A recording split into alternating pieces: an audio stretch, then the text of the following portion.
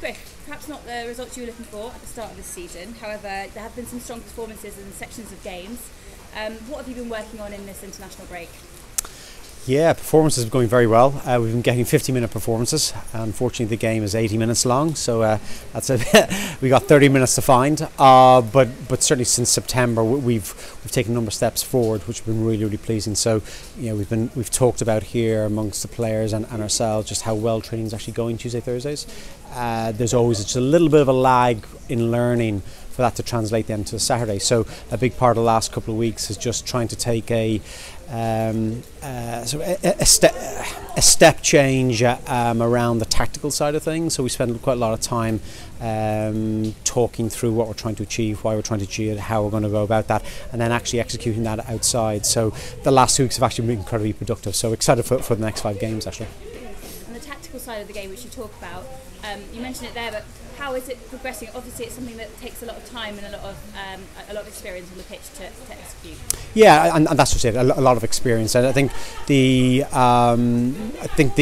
what's been quite interesting actually is the lack of deep understanding tactically. I think not only with us, I'd sort of suggest maybe even across the league.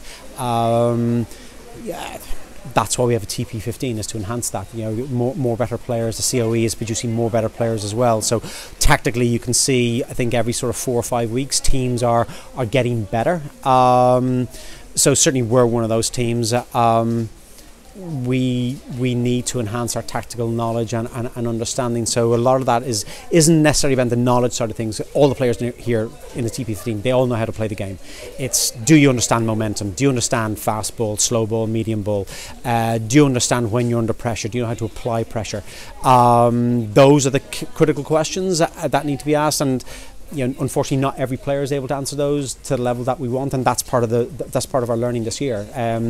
And that's what certainly the last 2 weeks have been about, and we've made a big step change there, so I'm pleased about that. And there's a long run of games up now, up until Christmas, starting with this weekend against Bristol, facing them at home. How have you been preparing for that game, and how do you hope to hit the ground running with Bristol?